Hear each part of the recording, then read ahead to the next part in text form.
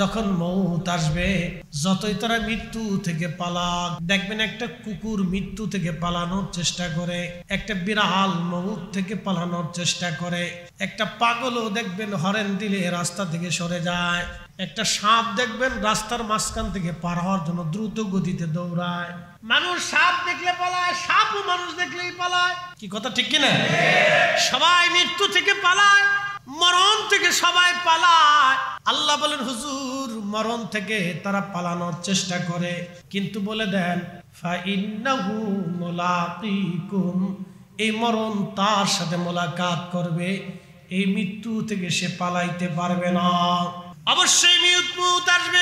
জিবরাইল তুমি আমার ওই বান্দার জন্য নিযুক্ত করে দাও, কত সময় সে দুনিয়াতে বেঁচে থাকবে, কত বছর সে বেঁচে থাকবে, ওই সময় আল্লাহ নির্ধারিত করে দেয়। এই জন্য হায়াত থাকতে হায়াতের মর্ম বুঝে যেতে হবে, সময় থাকতেই আল্লাহর ইবাদত করে কবরে যেতে হবে, সময় থাকা সত্ত্বেও সত্যিই নবীর গোলামি করে কবরে যাওয়া বুদ্ধিমানের কাজ। এমন জীবন করিও গঠন, হাসিবে তুমি কাঁদিবে ভুবন। ও বন্ধু, এই সময়টা কাজে লাগাইতে হবে। আহা, কত মানুষ কবরে চলে যায় প্রতিনিয়ত, কত মানুষ মারা যায়, কেউ ভাবেও না কিছু সময় পরে এসে মারা যাবে, কিছু সময় পরে এসে মারা যাবে, এটা চিন্তা অনেকেই করে না। কিন্তু এটা চিন্তার বাহিরে, যে কোনো সময় মানুষ মারা যায়। আবার দেখবেন কবরে নেওয়ার সময় অনেকে হাসে, কবরে নামানোর সময় অনেকে গল্প গুজব করে, কবর থেকে নামাইয়া এসে অনেকে বিড়ি টানে, কবর থেকে নামাইয়া এসে অনেকে হাসাহাসি করে। মানুষ তখনও বুঝে না যারে কবরে নামানো হলো একদিন ওই কবরেই তাকেও নামানো হবে। আমি সূক্ষ্ম একটু পয়েন্ট থেকে আপনাদেরকে বুঝাইলাম, আরো একটু আগাই যাই। বিশ্ববিখ্যাত একজন ইমাম, তিনি ঘুমিয়েছেন জান্নাতুল বাকির ভিতরে, তার নাম ইমাম মালিক ইবনে আনাস রাদিয়াল্লাহু আনহু, যার ইমাম মালিকি মাযহাব, যাকে বলা হয় ইমাম মালিক রাহিমাহুল্লাহ, যিনি 80 বছর মদিনাতে কাটিয়েছিলেন, একটা সেকেন্ডের জন্য কোনোদিন জুতা পরেন নাই। আমাদের আসলে কিছু অসুস্থতাও আছে, কিছু বক্তারাও আছে, তাদের এক ধরনের মানসিক অসুস্থতা আমি মনে করি। মনোযোগ দিয়ে, ইমাম মালিক রাহিমাহুল্লাহ 80 বছরের জীবনে উনি মদিনাতে কোনোদিন জুতা পরেন নাই। মদিনার হাউদ তো চিনেন যারা মদিনাতে গেছেন, একটা সীমানা আছে, ওই সীমানার ভিতরে দাজ্জাল ঢুকতে পারবে না। সেটা মদিনা ইউনিভার্সিটি থেকে শুরু করে একবার উহুদ পাহাড়ের শেষ প্রান্ত দিয়ে মদিনার একটা সীমানা আছে। এই মদিনা শরীফের সীমানার ভিতরে দাজ্জাল কখনোই প্রবেশ করতে পারবে না। বর্তমান সৌদি আরবের বাদশার একটা বাড়ি আছে পাহাড়ের উপরে, ওই পাহাড়টা মদিনার সীমানার বাহিরে চলে গেছে। অর্থাৎ দাজ্জাল ওই পাহাড়ের পাশ দিয়ে আসার চেষ্টা করবে, কিন্তু ফেরেশতারা মদিনা শরীফের চারপাশে পাহারা দিতে থাকে। দাজ্জাল যখনই আসবে ফেরেশতারা তখনই দাজ্জালকে পিটাবে। আল্লাহু আকবার। হযরত ইমাম মালিক 80 বছর মদিনা শরীফে জুতা পরলেন না, জুতা পায়ে দিলেন না, থুতু নিক্ষেপ করলেন না, মদিনা শরীফের সীমানার ভিতরে তিনি পায়খানা পেশাব করলেন না। আপনি একটু ফিকির করবেন, চিন্তা করবেন, কত গরম, প্রচন্ড গরমে পায়ের মধ্যে ফুসকা পড়লেও তিনি পায়ে হেঁটে হেঁটে মদিনার সীমানার বাহিরে যাইয়া পেশাব পায়খানা সারতেন। থুতু নিক্ষেপের প্রয়োজন হলে মদিনার মাটির মধ্যে ফেলতেন না। আহা, কত বড় আদব! এখন প্রশ্ন করি, জবাব দিবেন। এই যে কাজগুলি ইমাম মালিক মদিনাতে কখনো করতেন না, এটার একমাত্র কারণ ছিল রসুলের মহাব্বত, নবীকে কেন্দ্র করে। কথা বলেন ঠিক কিনা? আল্লাহর নবীকে কেন্দ্র করে, উদ্দেশ্য করে ওনাকে প্রশ্ন করা হলো, ও হ্যাঁ ইমাম মালিক, পৃথিবীতে কত বড় বড় আলেম, কত বড় বড় ইমামরা আছেন, তারা আসলো মদিনায় সবাই জুতা পরে, মদিনার ভিতরে সবাই পায়খানা পেশাব সারলো, আপনি কেন মদিনার ভিতরে পেশাব পায়খানা করেন না? ইমাম মালিক রাহিমাহুল্লাহ জবাব দিতেন, দুনিয়ার মানুষে, এই জমিনের মাটির ভিতরে এমন একজন মহামানব ঘুমিয়ে আছেন, আল্লাহর নবী যেখানে ঘুমানো, এইখানে আমি ইমাম মালিক কি করে পায়খানা পেশাব সারবো, জুতা পাই দিব? আমি ইমাম মালিকের জীবন থাকতে এটাও হতে পারে না। চিৎকার মেরে জোরে বলেন আল্লাহু আকবার। আল্লাহর নবীর ভালোবাসার জন্য 100 বারের মতো আল্লাহ নবীজির সঙ্গে তার স্বপ্নে জিয়ারত হয়ে গেল। সুবহানাল্লাহ কি আছে? প্রশ্ন করি, জবাব দিবেন। কোন বেদাতির সঙ্গে কি নবী দেখা দেয়? না। কোন বেদাতির সঙ্গে কি নবী দেখা দেয়? না। আবার বলেন, কোন বেদাতির সঙ্গে কি নবী দেখা দেয়? না। জুতা পরলেন না, পায়খানা করলেন না, পেশাব করলেন না, থুতু ফেললেন না, যা কোন সাহাবীর জীবনের ইতিহাসের মধ্যে লেখা নাই, কিন্তু ইমাম মালিক সেটা করলেন। সাহাবী যেটা করলো না, ইমাম মালিক সেটা করলো। ইমাম মালিক যেটা করেছেন সেটা রাসূলকে কেন্দ্র করে নবীর সম্মানের জন্য করার কারণে আল্লাহর নবী তার সঙ্গে 100 বার স্বপ্নে দেখা দিয়েছে। মিলাদুন নবী কাকে কেন্দ্র করে? জোরে জোরে জোরে জোরে জোরে। এই মাহফিল কাকে কেন্দ্র করে? এই মাহফিল কাকে কেন্দ্র করে? বেদাতি হয়ে জাহান্নামে গেলেও আপত্তি নাই। কি আপত্তি আছে নি আপনাদের? কোনো আপত্তি নাই। আমরা রাসূলকে কেন্দ্র করে বাগান সাজাইছি।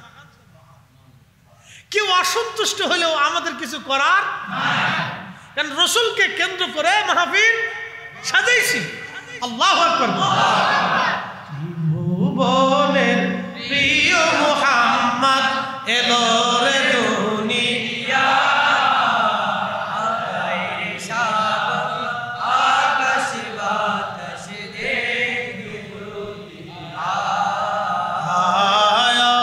রে সাগর, আকাশ বাতাস দেখবি দুনিয়ায়, ধুলির ধরা বেহেশত আজ, ধুলির ধরা বেহেশত আজ, জয় করিল দিল রে লাজ, আজকে খুশির ঢল নেমেছে ধূসর সাহারা রে সাগর, আকাশ বাতাস দেখবি যদি রে সাগর, আকাশ বাতাস দেখবি যদি। ত্রিভুবনের প্রিয় মুহাম্মদ এলো রে দুনিয়া,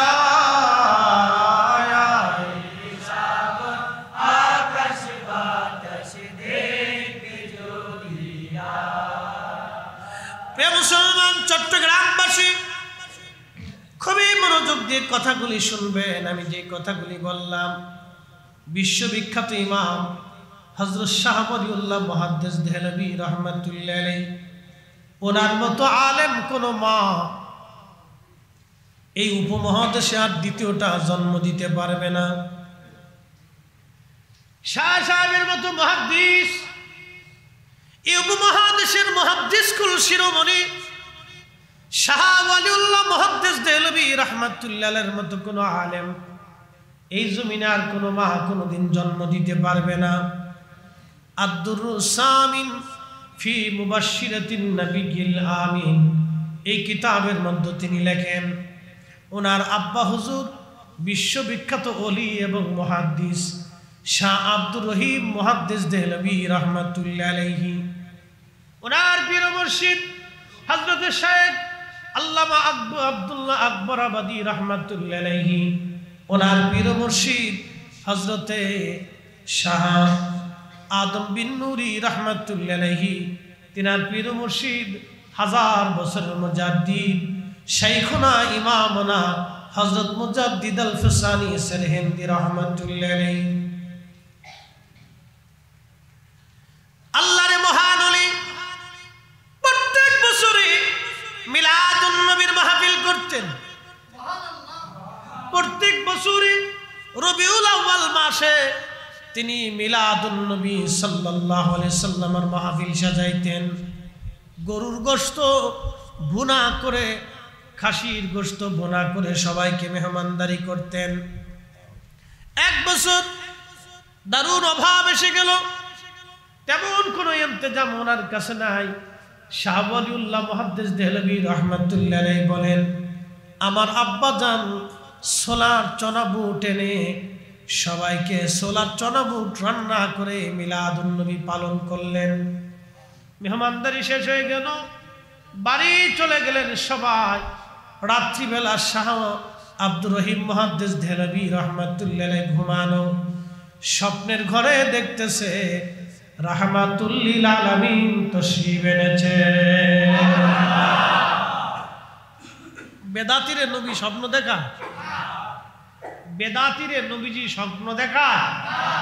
কোন শিরিকিকে নবী স্বপ্ন দেখা? কখনোই না। পৃথিবী উল্টে যাবে, কোন বেদাতিকে নবী স্বপ্ন দেখাবে না।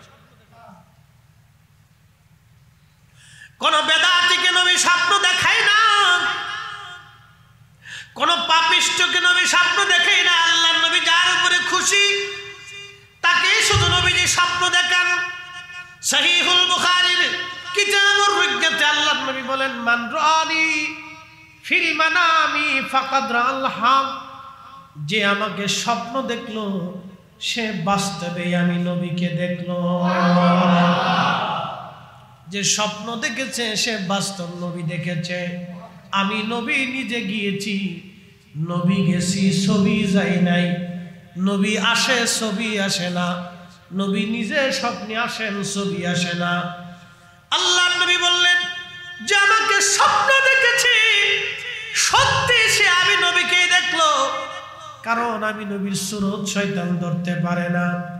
পৃথিবীর সব কিছুর সুরত শয়তান ধরতে পারে, কিন্তু আমি নবীর সুরত শয়তান ধরতে পারে না।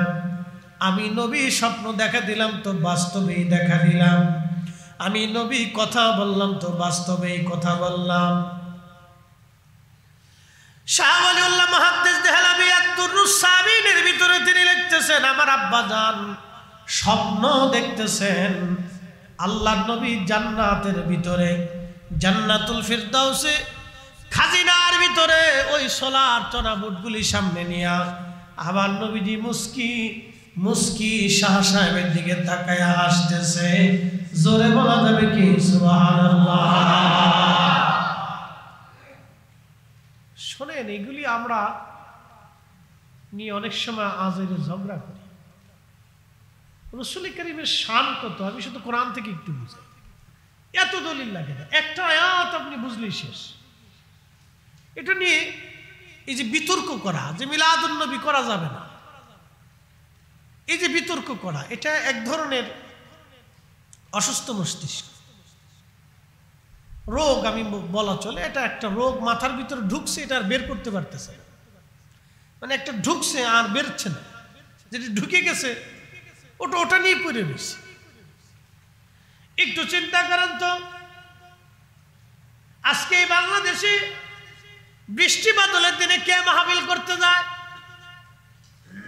সারা দেশে লক্ষ লক্ষ মসজিদ আছে, হাজার হাজার মাদ্রাসা আছে, সব মাদ্রাসায় কিন্তু মিলাদুন নবীর মাহফিল হয় না।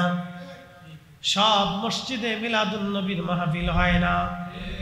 আল্লাহ যারে কবুল করছে তাকে দিয়ে এই মাহফিল সম্ভব। কথা বলে অ্যাটেনশন। এই যে বৃষ্টির দিনে মাহফিল হচ্ছে, কে মাহফিল দিতে যাবে? আজকে যদি মিলাদুন নবীর মাহফিল না হতো তাহলে আপনারা কি এখানে বসতেন? আমি আসতাম। তাহলে দোয়া, জিকির, ইবাদত, এই যে কোরআনের আলোচনা, সুন্নাহের আলোচনা, এটা হতো হতো না। এগুলি বন্ধ করে দেওয়াটা, এটা তো আজাজিল খুশি হয়। বন্ধ করে দিলে দিতে পারেন, আপনি বন্ধ করে দিলে দিতে পারেন, কিন্তু খুশি হবে কি? শয়তান। আমাদের দেশে অনেকেই বলে দোয়া নাই, না করলেও চলে। আচ্ছা, দোয়া বন্ধ করে দেন তো খুশি হবে কে? শয়তান। দোয়া বন্ধ করে দেন, খুশি হবে কে? শয়তান। বাড়িতে মিলাদ হয়, বাড়ি বাড়ি ঘরে ঘরে কি হয়? মিলাদ হয়। মিলাদে অনেক সময় দেখা যায় যে মানুষ তলবেলায় ক্রামদের কিনে, ওলামায়ে ক্রাম কিনে কোরআন খতম দেয়। আবার অনেক বাড়িতে বুখারিও খতম হয়। অনেক যারা ভালো আরো চিন্তা করে যে আমি আরেকটু ভালো করে দিব, তো অনেক বাড়িতে আমি সিলেটে দেখছি বুখারী শরীফ খতম হয়, বরকতের জন্য করে। তো কোরআন শরীফ খতম হয়। কোরআনের চাইতে তার বুখারী বড় না, কি কথা ঠিক কিনা? কোরআনের চাইতে তার বুখারী বড় না। কোরআন খতম যেখানে, তো বরকতের জায়গা, তো কোরআন খতম হয়। এখন ফতোয়া দিলেন যে এটা বেদাত। তো বন্ধ করে দিচ্ছেন, তো বাড়িতে আর কি হয় না, কোরআন খতম হয় না। তো লাভ হয়েছে কার? শয়তানের। লাভ কার হয়েছে? আমরা বন্ধ করে দিলে দিতে পারি, লাভ কিন্তু শয়তান, আমাদের কোনো লাভ নেই। প্রিয় উপস্থিতি, খুব মনোযোগ দিন। কোরআন শরীফ বলতেছে ওয়াইদা আখাযাল্লাহু মিসাকান নাবিয়্যিন। আজকে যে এরকম আপনারা সবাই বসে গেলেন, আমি শুধু ঢাকা থেকে জুমার নামাজ পড়ে রওনা করলাম, আপনাদের মাঝে আসলাম। চিন্তা হলো হুজুর আসবে, কিছু কথা শোনাবে। আল্লাহ রাব্বুল আলামিন তখনও মানব জাতি দুনিয়াতে পাঠান নাই, মানব জাতি দুনিয়াতে পাঠান নাই। আল্লাহ কেবলমাত্র ওই রুহের জগতে, মেসাকের জগতে আমার আল্লাহ পাক একটা সম্মেলন ডাক দিলেন। এই সম্মেলনে আমরা ছিলাম না শুধু 1,24,000 নবী এবং 313 জন রাসূল ছিলেন। 1,24,000 নবী, 313 জন রাসূল এই সম্মেলনে ছিলেন। আল্লাহ আর একটা সম্মেলন ডাক দিলেন, সেটা সমস্ত রুহের জগতের সবাই আমরা ছিলাম। ওই সম্মেলনে আমার মালিক জিজ্ঞেস করলেন, আলাস্তু বিরাব্বিকুম, আমি কি তোমাদের রব নই? সেই দিন সবার আগে যিনি বালা বলে ডাক দিয়েছিলেন তিনি অন্য কেউ না, তিনি রাহমাতুল লিল আলামিন। আর আমার নবীর পিছনে পিছনে আগে আগে যারা বালা বলে ডাক দিয়েছিলেন তারা নবী এবং সাহাবায়ে কেরাম, এবং এরপরে আমরা। আল্লাহু আকবার। সেই দিন আমরা সবাই বালা বলেছিলাম, হ্যাঁ আপনি আমাদের রব। এই সম্মেলন সমস্ত রুহু সবাই ছিল, কিন্তু আর একটা সম্মেলন আল্লাহ করলেন। সেই সম্মেলনে শুধু 1,24,000 নবী রসুলকে আল্লাহ বসাইয়া, আমার রসুলকে পাশে বসাইয়া আমার আল্লাহ আমার নবীর মর্যাদার কথা নবীদের সামনে ব্যক্ত করেছিলেন। একবার জোরে বলা যাবে কি আল্লাহু আকবার? আল্লাহ বলেন, ওয়াইস স্মরণ করেন নবী আমার সেই দিনের কথা। আখাযাল্লাহু মিসাকান নাবিয়্যিনা লামা আতাইতুকুম মিন কিতাবিন ওয়া হিকমাতিন সুম্মা জাআকুম রাসূলুম মুসাদ্দিকুন লিমা মাআকুম লা তুমিনুন্না বিহি। আল্লাহর কোরআন বলতেছে, হুজুর সমস্ত নবীদেরকে আমি আল্লাহ বসাইয়া সেই দিন নবীদের কাছ থেকে ওয়াদা নিয়েছিলাম, যেটাকে আলমে মেসাকের জগৎ বলা হয়। আমি আপনাদেরকে আলম সম্পর্কে অভিহিত করি। মোল্লা আলী কারি মাক্কি আল মাউরিদের মধ্যে তিনি লেখেন, আল্লাহ সৃষ্টির মধ্যে 18,000 আলম আছে। 18,000 আলম অনেকেই না বুঝে বলে 18,000 মাখলুকাত। আসলে মাখলুক 18,000 না, বিজ্ঞানের গবেষণা অনুযায়ী পৃথিবীতেই 4 লক্ষ প্রজাতির জীব এবং জীবন আছে। বিজ্ঞানীদের গবেষণায় 4 লক্ষ প্রজাতির জীব এবং জীবন আছে, মানুষ সহ 4 লক্ষ প্রজাতির জীব জীবন। বিজ্ঞানের গবেষণায় ভুল হতে পারে, আরো বেশি জীব জীবন আল্লাহর সৃষ্টির মধ্যে আছে, কিন্তু প্রজাতি হলো 4 লক্ষ। মানুষ, গরু, ছাগল, হাঁস, মুরগি, ভেড়া, বকরি, কুত্তা, বিলাই, যত প্রজাতির জীব জানোয়ার সৃষ্টির মধ্যে আছে সব মিলে 4 লক্ষ প্রজাতির জীব জানোয়ার। 4 লক্ষ প্রজাতির জীব আল্লাহর পৃথিবীর মধ্যে আছে। মোল্লা আলী কারি লিখতেছেন 18,000 মাখলুক না, 18,000 আলম। আলম মানে জগৎ, আলামিন মানে জগৎ সমূহ। আলমকে একটা জগৎ বোঝানো হয়। যেই পৃথিবীর মধ্যে আপনি আছেন, এই পৃথিবীটা একটা জগৎ। এই পৃথিবীর পরে কবরের জগতে আপনি চলে যাবেন, সেটা আলমে বারজাখের জগৎ, কবরের জিন্দেগি বলা হয়। এখন আপনি আছেন দুনিয়ার জগতে, তার আগে ছিলেন আপনি রেহেমের জগতে। আল মুরাহেম মায়ের পেটের ভিতরে 6 মাস সর্বনিম্ন সীমা, কারো 10 মাসও হতে পারে, 8 মাসও হতে পারে, 7 মাসও হতে পারে, 9 মাসও হতে পারে, কিন্তু সর্বনিম্ন সীমা হলো 6 মাস। মায়ের রেহেমের ভিতরে আল্লাহ আপনাকে তৈরি করলেন। কোরআন বলতেছে বাদা খালকাল ইনসানি মিন তিন, আমি মানব জাতির সৃষ্টির সূচনা করেছি, মাটি থেকে আমি মানুষের সৃষ্টির সূচনা করলাম।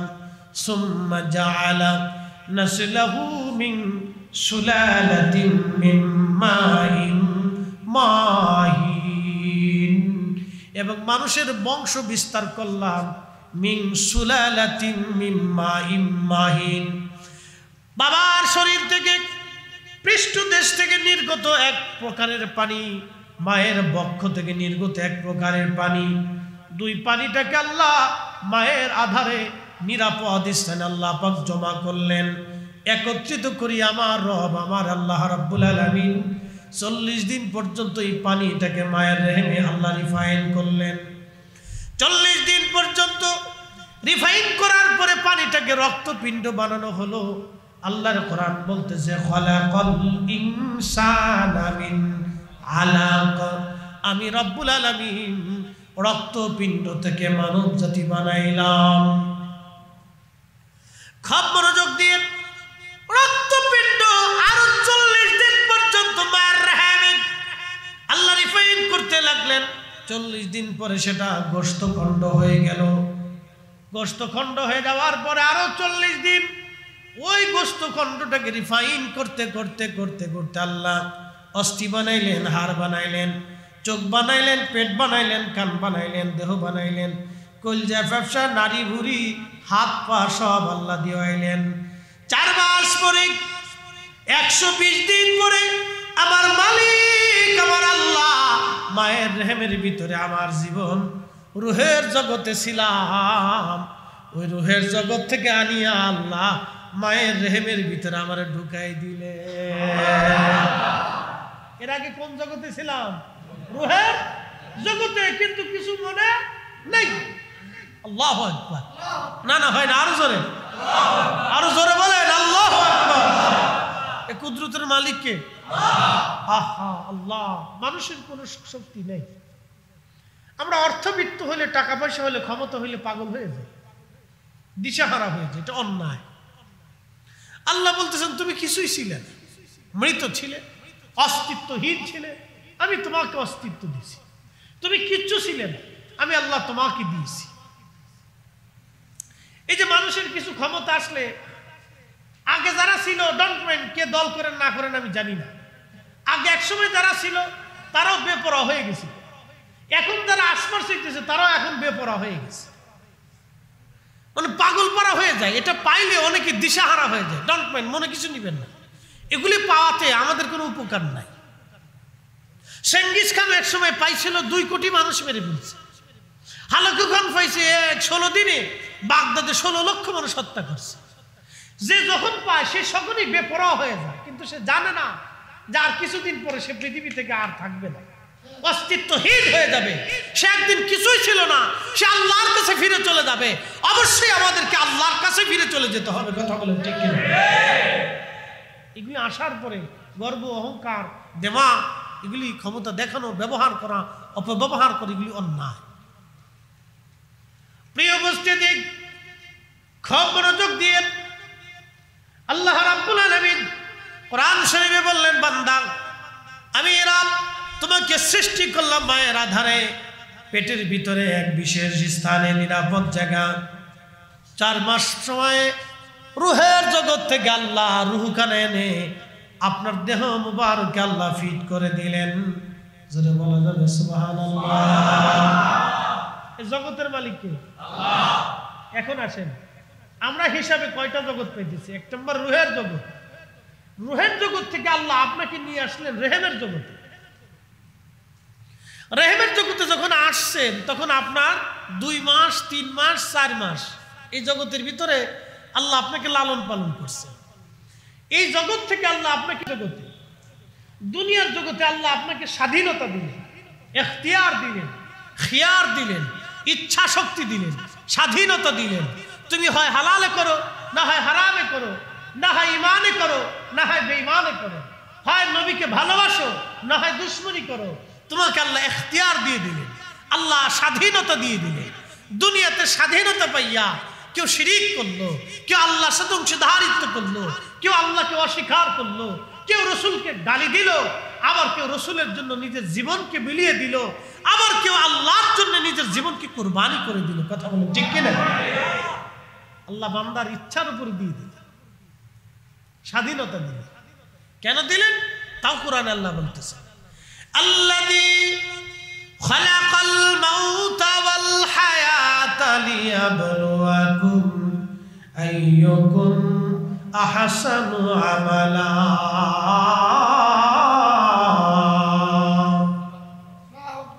কোরআন বলতেছে তোমার হায়াত, মউত, জিন্দেগি আমি রব্বুল আলামিন, আমি আল্লাহ এই হায়াতি মউতি জিন্দেগি আমি আল্লাহ রব্বুল আলামিন নির্বাচন করলাম, সৃষ্টি করলাম আমি আল্লাহ পরীক্ষা করার জন্য। আইয়ুকুম আহসানু আমালা, কে উত্তম আমল করো, ভালো আমল করো, আমি রব্বুল আলামিন সেটা দেখব। দেখার জন্যই তোমাকে দুনিয়াতে হায়াত এবং মউত আমি আল্লাহ সৃষ্টি করলাম। অ্যাটেনশন, মনোযোগ দেন।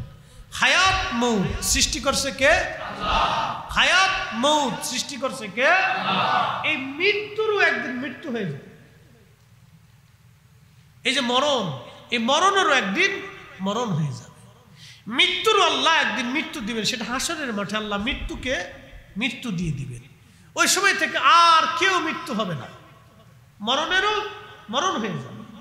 ওই সময় থেকে আল্লাহ আর কারো মৃত্যু আল্লাহ রাব্বুল আলামিন দিবেন না, মৃত্যুর মরণ হবে। আল্লাহ বললেন তোমাদের জীবনে পৃথিবীতে আমি আল্লাহ তোমাদেরকে পাঠাইলাম একটা কারণে, আইয়ুকুম আহসানু আমালা, কে উত্তম আমল করো, ভালো কাজ করো, আমি সেটা দেখব। পৃথিবীর মধ্যে কে ভালো কাজ করো আমি আল্লাহ সেটা দেখব। সেটা দেখার জন্যই আমি রব্বুল আলামিন তোমাদেরকে পাঠাইলাম। খুব মনোযোগ দিয়ে আল্লাহ রাব্বুল আলামিন দুনিয়াতে আমাদেরকে পাঠাইলেন। দেখেন আমাদের হাতে কোনো ক্ষমতা নাই, শক্তি নাই। ওই যে রেহেমের জগতে, রুহের জগতে ছিলাম, আলমে আরফাতে ছিলাম, সেখান থেকে আল্লাহ রেহেমের জগতে আনলেন। রেহেম থেকে আমার আল্লাহ পাক দুনিয়ার জগতে আনলেন। দুনিয়ার জগৎ থেকে আমার আল্লাহ কবরের জগতে নিয়ে যাবেন। কবরের জগৎ শেষ হয়ে যাওয়ার পরে আমার রব আমাদেরকে আবার হাসরের জগতে উঠাবেন। জোরে বলা যাবে সুবহানাল্লাহ। এই সব জগতের রব কে? আল্লাহ। রব কে? আল্লাহ। রহমত কে? আল্লাহ। রহমত আল্লাহ না তো, রহমত নবী। রব কে? আল্লাহ। রহমত কে? নবী। রব কে? আল্লাহ। রহমত কে? নবী। রূহের জগতে রহমত নবী, রূহের জগতে রব কে? আল্লাহ। রহমত কে? নবী। রেহেমের জগতে রব কে? আল্লাহ। রহমত কে? নবী। দুনিয়ার জগতে রব কে? আল্লাহ। রহমত কে? নবী। কবরের জগতে রব কে? আল্লাহ। রহমত কে?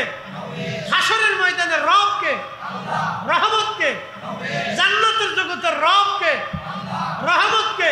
নবী। আপনি রাসূলকে বাদ দেওয়ার তো কোনো সুযোগ নেই, আল্লাহ নিজেই জড়াই রাখছে। আলহামদুলিল্লাহি রাব্বিল আলামিন। সব জগতের রহমত রব আমি আল্লাহ হাবিব, আপনাকেও মাহরুম করি নাই। শুনে যান, উম্মতকে জানায় দেন, ওমা আরসালনাকা ইল্লা রাহমাতাল লিল আলামিন। চিৎকার করে জোরে বলেন মারহাবা। শ্রেষ্ঠ নবী দিলাম রে তরিয়ে নিতে রোজ হাসরে, শ্রেষ্ঠ নবী দিলাম রে তরিয়ে নিতে রোজ হাসরে। পথ না ভুলি তাই তো দিলে, পথ না ভুলি তাই তো দিলে, পাক কুরআনের বাণী খুদা তোমার মেহেরবানি। সুন্দর ফুল সুন্দর ফল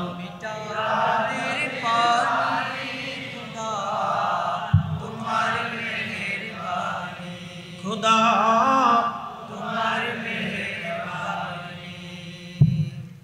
এতক্ষণ আপনাদেরকে জগৎ চিনে এলাম, কি চিনে এলাম? আলমে মেসাকের জগৎ, ওটা আরেকটা জগৎ। যত সময়ের জন্য হোক ওটা একটা জগৎ।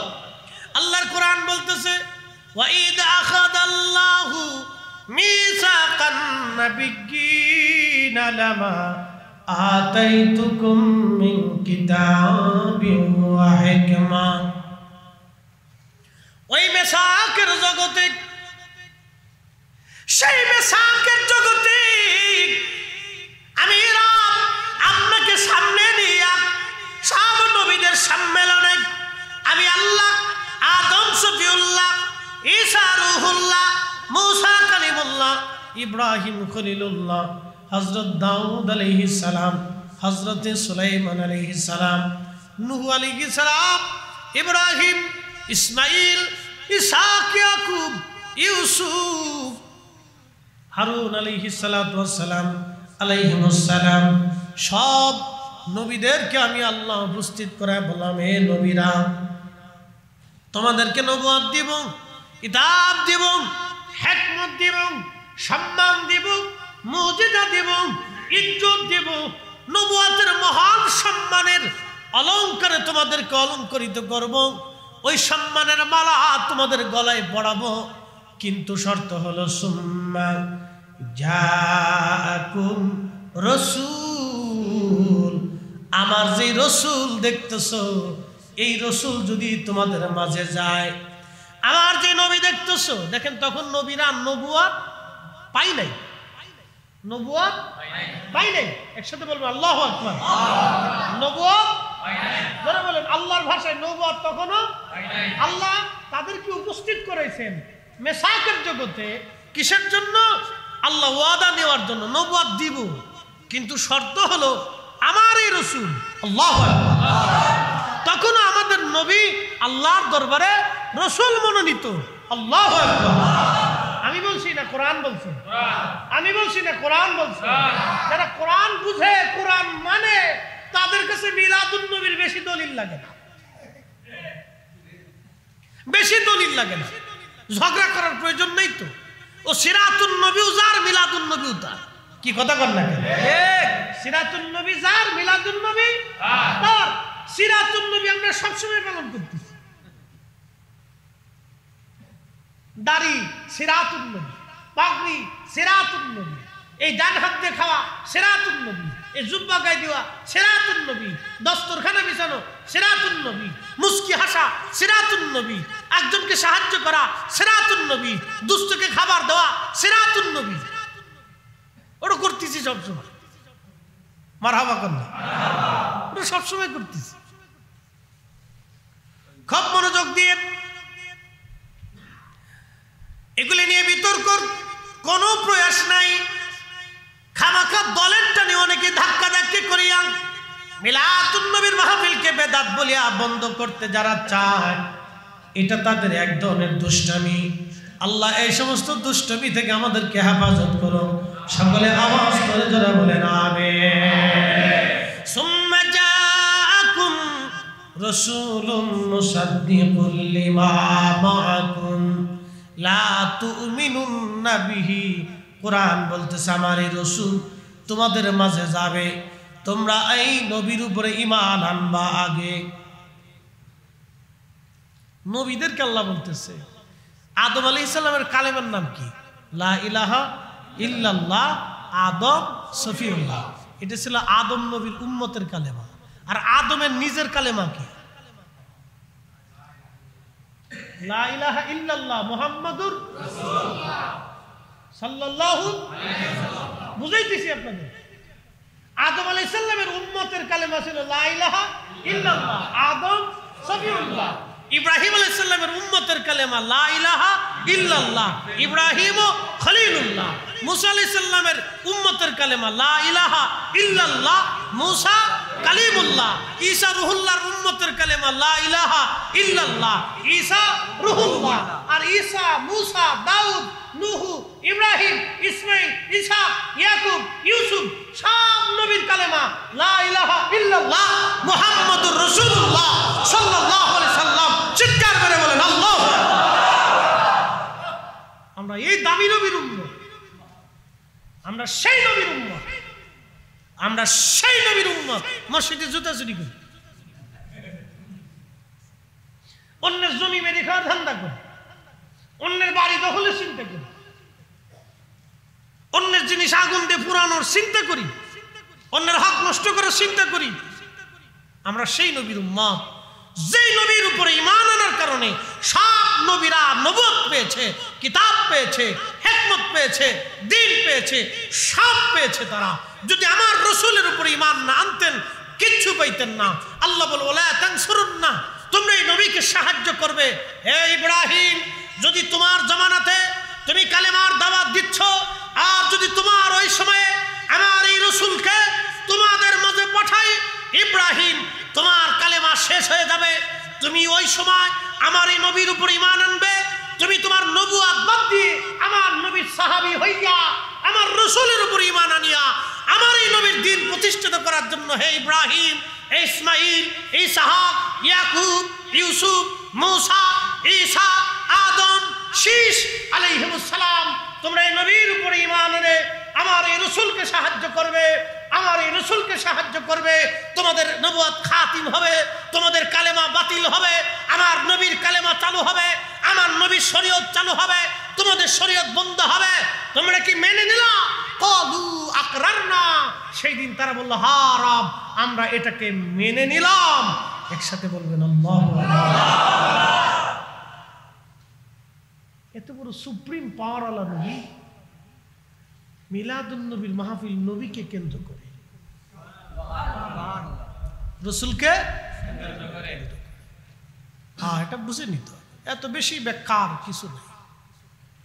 দুরূদ শরীফ আল্লাহর নবীকে, এই পাগড়ি কাকে কেন্দ্র করে? এরকম কাপড় দেশে আর আছে না? কথা কর না কেন, আসেনি? এই কাপড় দিয়ে কেউ লেংটু বানায়, কিন্তু চুমা দেয়, মোজা বানায়, চুমা দেয়, কিন্তু এই পাগড়িটা পরে গেলে ছেলেটাই উঠে চুমা দিবে। কারণ কি? সুন্নতের রাসূল। শুধু সুন্নতের রঙে আসার কারণে এই কাপড়েরও দাম বেড়ে গেল।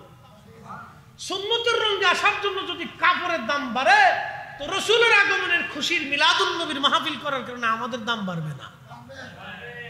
আসতে বলেন, পুলিশে ধরবে? ধরে বলেন বাড়বে। কোরআন শরীফ আসেনি বাড়িতে? কোরআন শরীফের উপরে কাভার আসেনি? কি দিয়ে বানানো? প্লাস্টিক অথবা কাগজ। চুমা যখন দেন তখন কি ওইটারে সরাইয়া আলাদা করে তারপরে চুমা দেন? কেমনে দেন? কাভার সহই চুমা দেন। মাথায় যখন নেন তো কাভার আলাদা খুলে বাড়িতে থুই আসেন, তো ওইটা সহই মাথায় নেন। কোরআনের সাথে লেগে থাকার জন্য যদি একটা প্লাস্টিক, একটা কাপড়, একটা কাগজের দাম বাড়ে, মুসলমান, তো আল্লাহ রাসূলকে মহব্বত করার কারণে, নবীকে কেন্দ্র করে মাহফিল করার কারণে আমাদের ইজ্জত বাড়বে না কমবে? জোরে বলেন, বাড়বে না কমবে? মিলাদুন নবীর মাহফিল চলবে না বন্ধ হবে? কারো বেদাতের ফতোয়ায় বন্ধ করা যাবে না। উনি বুঝুক না বুঝুক সেটা তার বিষয়, এটা আমার ফাংশন না। মানুক না মানুক সেটা তার ইচ্ছা। পৃথিবীতে কেউ যদি মিলাদুন নবীর মাহফিল নাও করে, তো আল্লাহ রোজে আজল এটা কইরে নবী আলাইহিস সালাম রে শিখিয়ে দিয়ে দিচ্ছে, যাও। এই জন্য আল্লাহর নবী খুবই মনোযোগ দিবেন। আল্লাহর হাবিব মিম্বার শরীফে দাঁড়ায়া উম্মতের মাঝে নবীজি বলতেন, উম্মতেরা শোনো, দা ইব্রাহিম খলিলুল্লাহ, আমি ইব্রাহিম আলাইহিস সালামের দোয়া। দেখেন, একটা প্রবাদ বলছিলাম, শরফুল মাকিনা ওয়া শরফুল মাকান, শরফুল মাকানে ওয়া শরফুল মাকিন। কিছু জায়গার কারণে মানুষের দাম বাড়ে, কিছু মানুষের কারণে জায়গার দাম বাড়ে। হযরত ইব্রাহিম খলিলুল্লাহ যখন দোয়া করতেন, আল্লাহ আপনি দয়া করে আমার নসলে আমার বংশে আপনি আখিরি নবী রাহমাতুল লিল আলামিন রে পাঠাইবেন। আল্লাহ আপনি আমার নসলে আমার বংশে আখিরি নবী আপনি দয়া করে পাঠাবেন। যখনই দোয়া করতেন তখন ইব্রাহিম আলাইহিস সালাম এই কথা বলতেন, আল্লাহ আল্লাহ গো, ওই নবীরে তুমি আমার বংশের মধ্যে পাঠায়ো, কারণ ওই নবীর চাইতে দামি নবী আর কেউ নাই। আল্লাহর নবী বলতেন, ও দা ইব্রাহিম খলিলুল্লাহ, আমি ইব্রাহিম আলাইহিস সালাতু ওয়াস সালামের দোয়ার ফসল। ইব্রাহিম আলাইহিস সালাম আমারে নিয়ে দোয়া করতেন এবং তার বংশে আসার জন্য আল্লাহর কাছে দরখাস্ত করতেন। তার অর্থ হলো ইব্রাহিম আলাইহিস সালাম আমার নবীর বরকত নেওয়ার জন্যে তার নসলে তার বংশে আসার দোয়া করতেন। সেই জন্য আল্লাহর নবী দুরূদ শরীফের ভিতরে ইব্রাহিম আলাইহিস সালামের নাম উল্লেখ করে দিয়া উম্মতে মুহাম্মাদের জন্য বাধ্য করে দিয়ে গেলেন। প্রত্যেক নামাজে দুরুদে ইব্রাহিম যেটা আমরা বলি, এটা মূলত আল্লাহর নবীর কৃতজ্ঞতা। ইব্রাহিম আলাইহিস সালাতু ওয়াস সালামের নামখানা উল্লেখ করে দিয়া তিনার মিল্লাতের বাবা ইব্রাহিম আলাইহিস সালাতু ওয়াস সালামকে আল্লাহর নবী নিজে সম্মানিত করে দিয়ে গেছেন। একবার জোরে বলা যাবে কি মারহাবা।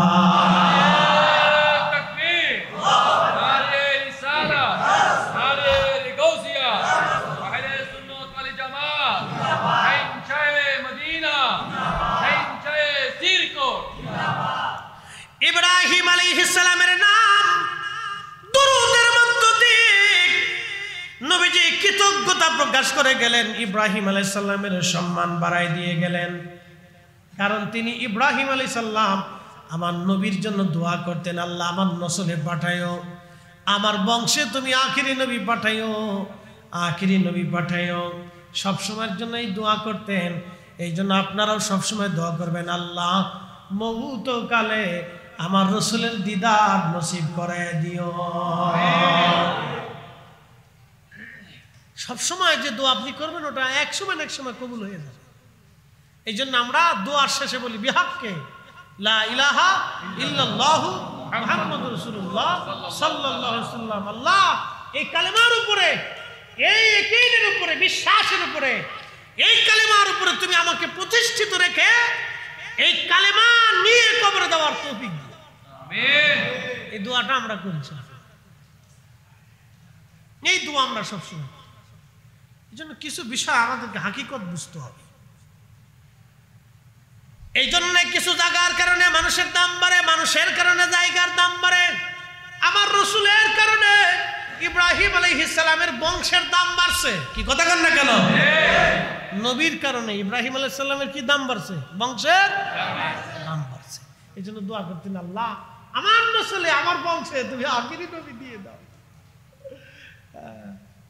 আপনাকে বুঝে যেতে হবে, ইব্রাহিম আলাইহিস সালামের দুইটা সন্তান, ইসমাইল এবং ইসহাক।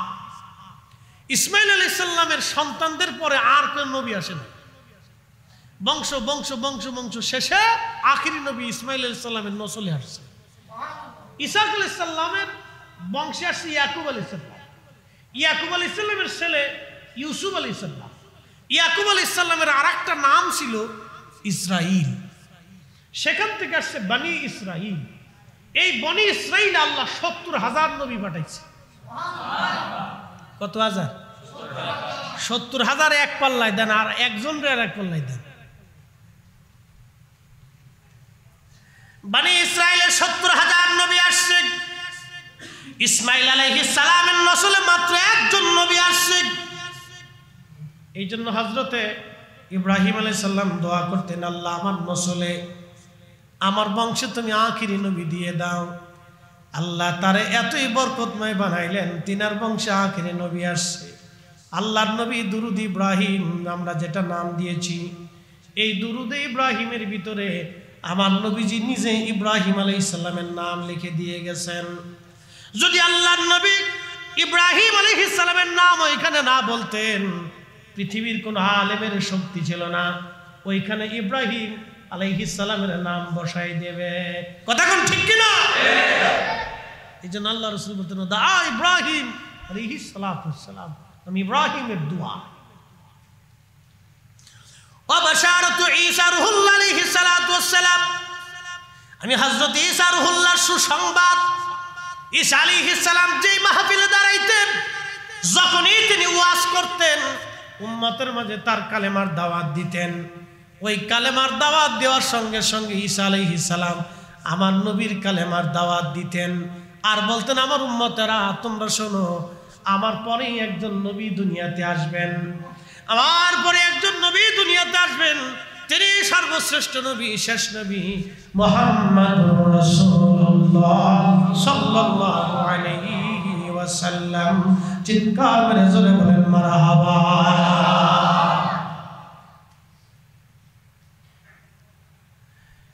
আল্লাহর নবী আরো ডাক দিয়ে বলে, সাহাবীরা আরে তোমরা শুনিয়া নাও, সাহাবীরা, আল্লাহ রাব্বুল আলামিন যখন আমার মায়ের রেহেম থেকে দুনিয়াতে আমার আনলেন, আমার মা দেখলেন খারাজা মিনহা নূর, আমার মায়ের ভিতর থেকে নূর মুবারক বের হয়ে যায়। জোরে জোরে কি মুবারক? জোরে বলেন কি কি বের হয়? নবী নিজে বলতেছেন, আমি মার থেকে আসার সময় মা দেখছে নূর। শুধু নূর দেখেনি নাই, নূরের আলোতে সিরিয়ার রাজপ্রাসাদ, শামের প্রাসাদ, কুসুর শাম, শামের রাজপ্রাসাদ পরিষ্কার দেখা গেছে। আরব থেকে, মক্কাতুল মুকাররমা থেকে, জাবালে আবু কুবাইসের পাহাড়ের পাদদেশে আল্লাহর হাবিবের পবিত্র গৃহ মুবারক, ঘর মুবারক থেকে হযরতে হামেনা রাদিয়াল্লাহু আনহা তিনি দেখেছেন কুসুর শাম, সেই নূরের আলোতে শামের রাজপ্রাসাদ দেখা যাচ্ছে। সেটা রোমানদের রাজপ্রাসাদ ছিল, রোমান সাম্রাজ্যের রাজধানী ছিল। সেই প্রাসাদ পরিষ্কার মতো দেখা যাচ্ছে। একসাথে বলা যাবে আল্লাহু আকবার। এখন বলেন, হেদায়েতের আলো না অরিজিনাল আলো? অরিজিনাল আলো। হেদায়েতের নূর না অরিজিনাল নূর? অরিজিনাল নূর। আল্লাহর নবী ওই সময় সৃষ্টিতে আসার সময় অরিজিনাল নূর হয়ে এসেছিলেন।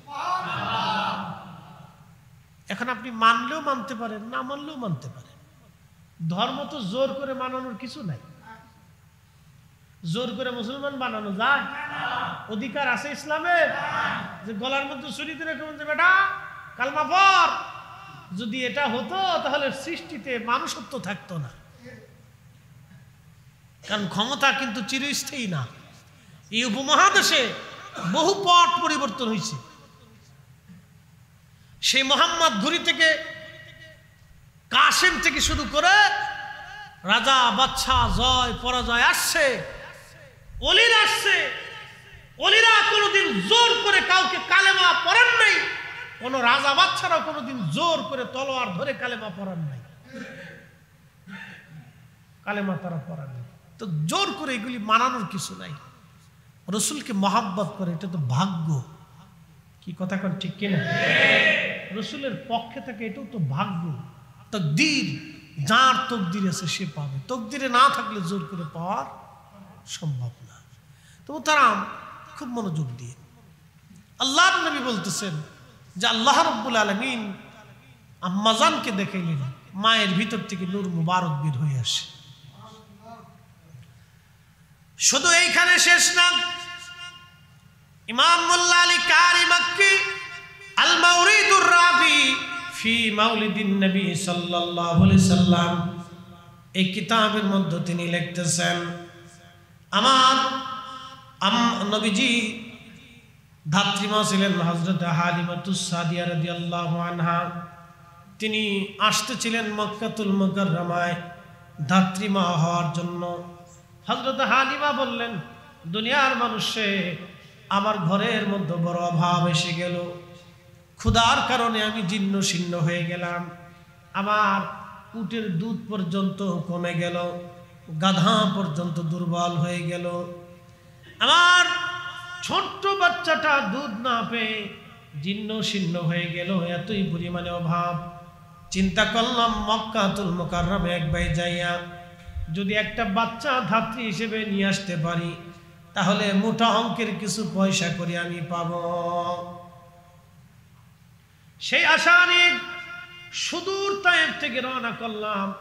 যারা হালিমাতুস সাদিয়া রাদিয়াল্লাহু আনহার বাড়ি তায়েফে গিয়েছেন, সেটা বহু দূর।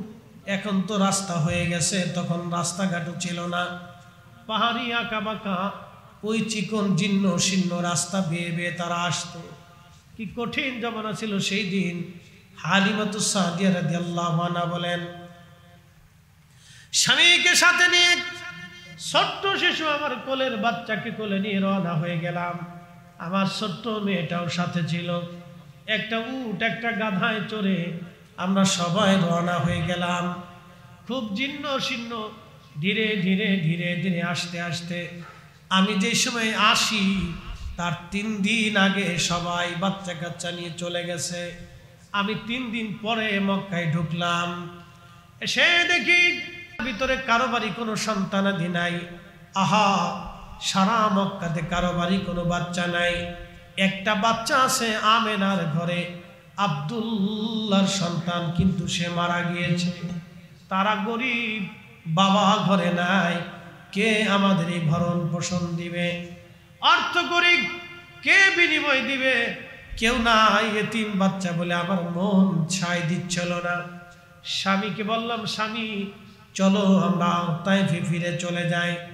স্বামী ডাক দিয়ে বলেন, হালিমা ফিরে তো চলেই যাব, কোনো বাচ্চা তো সারা মক্কায় না, একটা এতিম বাচ্চা আছে।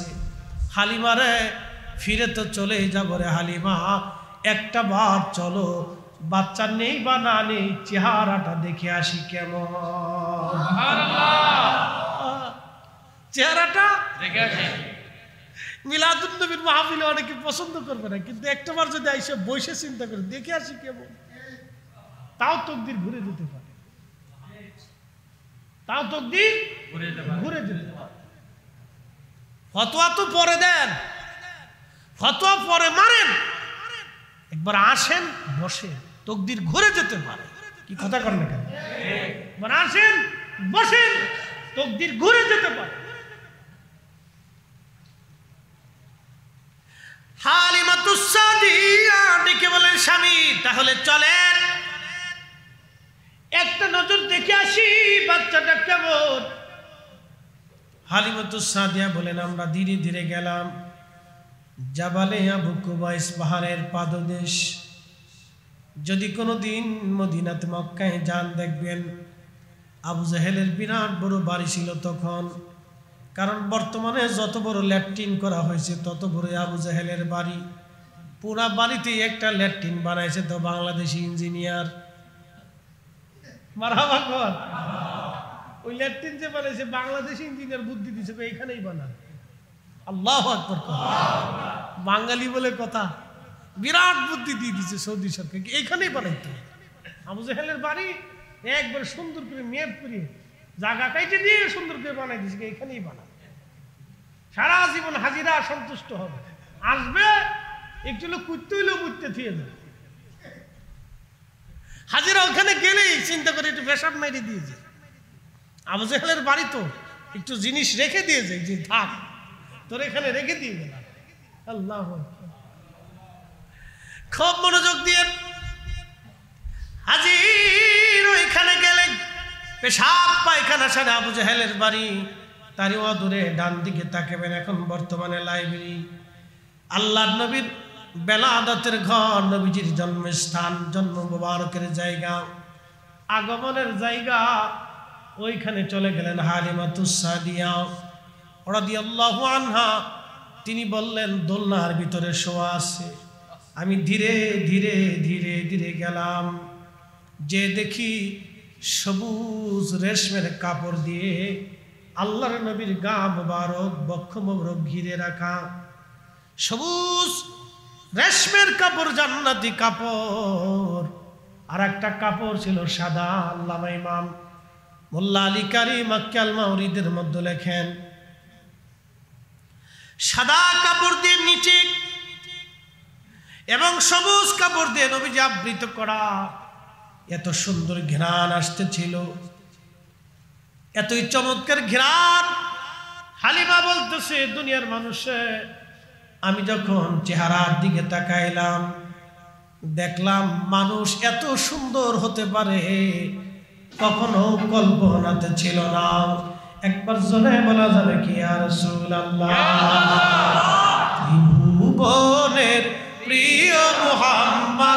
এলো রে দুনিয়া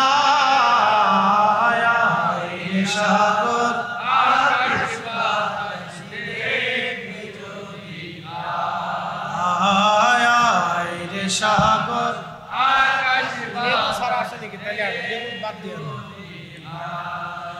ধুলির ধারা বেহেশত আজ জয় করিল দিল রে লাজ আজকে খুশির ঢল নেমেছে ধূসর সাহারা সাগর আকাশ বাতাস দেখবি যদি আয় রে সাগর আকাশ বাতাস দেখবি যদি দেখামে না মায়ের কোলে দোলে শিশু ইসলাম দোলে কচি মুখে শাহাদাতের বাণী শেষ না আয় রে সাগর আকাশ বাতাস দেখবি যদি আয় রে সাগর আকাশ বাতাস দেখবি যদি প্রিয় মুসলমান খুব মনোযোগ দিয়ে আল্লাহ নবী হালিমাতুস সাদিয়া রাদিয়াল্লাহু আনহা বলেন দুনিয়ার মানুষে এত সুন্দর চেহারা আমি কোনোদিন আর দেখি নাই চেহারা খানা দেখার পরে আমি ওই নবীর মায়ায় পড়ে গেলাম আমি রাসূলের মহব্বতে ভালোবাসায় আমি আবদ্ধ হয়ে গেলাম স্বামীরে বললাম স্বামী পয়সা দাও বা না দাও পাই বা না পাই এই সন্তান না নিয়ে আমি যাব না মানুষ এত সুন্দর কি করে হতে পারে বাচ্চা এত সুন্দর কি করে হতে পারে দেখবেন মায়েরা ছোট ছোট বাচ্চা দেখলে তারা আদর করে আল্লাহ তাদের কলিজার ভিতরে বাচ্চাদের প্রতি ভালোবাসা দিয়ে দেয় হালিমা বলতেছেন দুনিয়ার মানুষটি বক্ষ মুবারকের উপর থেকে আমি সবুজ রেশমের কাপড় সরাইয়া বক্ষ মুবারকের উপর আমি আমার আঙ্গুল হাত আলতো আলতো করে মেসেজ করতেছিলাম যাতে নবীর ঘুম ভেঙে গেল আমার নবীর আমার দিকে তাকাইয়া রহমতের নবী একটা ছোট্ট করে মুস্কি হাসি দিলেন ওই হাসি এতই সুন্দর আমি আরো পাগল হয়ে গেলাম আমি আরো আশ্চর্য মোল্লা আলী কারি মক্কি কিতাবের মধ্যে লিখতেছেন জুলফি মুবারকের মাঝখানে কপাল মুবারক এই কপাল মুবারকের মাঝখান থেকে একটা নূর মুবারক বের হলো এই নূর মুবারক বের হয়ে আসমানের দিকে খিলালাস সামা মধ্য আকাশ পর্যন্ত ওই নূর মুবারক চলে গেল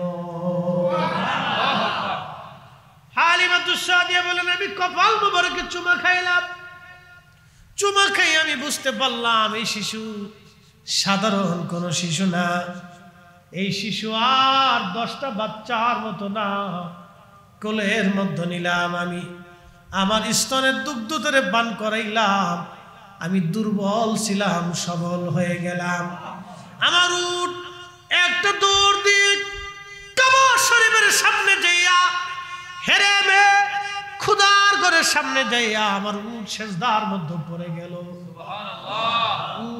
উট সেজদার মধ্যে পড়ে গেল উট সেজদার মধ্যে পড়ে গেল দৌড়াইয়া আল্লাহু আকবার হালিমাতুস সাদিয়া বললেন আমি আমার রাসূলকে আদর করতে লাগলাম খাওয়াইতে লাগলাম স্বামী উট নিয়ে এসে দহন করার জন্য উট দহন করলেন এক কাতরা দুধ হতো না যে উটের পাতিল ভরে দুধ নিয়ে আসলেন স্বামী এসে ডাক দিলেন হালিমা টাকা না পাইলেও এই বাচ্চা ছাড়া আমরা তায়েফে ফিরে যাব না রে হালিমা এটা কেমন বরকতের বাচ্চা রে হালিমা আজকে উট এত পরিমাণে দুধ দিয়েছে আমার সংসার যেন বরকতে ভরে গেছে সারা রাত্র আমরা এমন আরামে আনন্দে কাটাইলাম হালিমাতুস সাদিয়া বললেন আমাদের অভাব সেই দিন থেকে দূর হয়ে গেল নবীরে পাইয়া আমার উট বারবার কাবা শরীফের সামনে যে সেজদায় পড়ে যেতে লাগলো।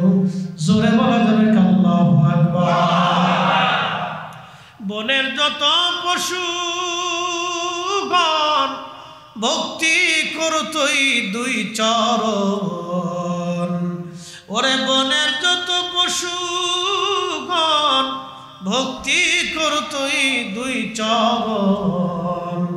মেঘমালা ছায়া দিত গায় গো নবীজি, আপনাকে দেখিবার মনে চায়, আপনাকে দেখিবার মনে চায় গো নবীজি, কোন সাধনে পাইব তোমায়। সালাতুনে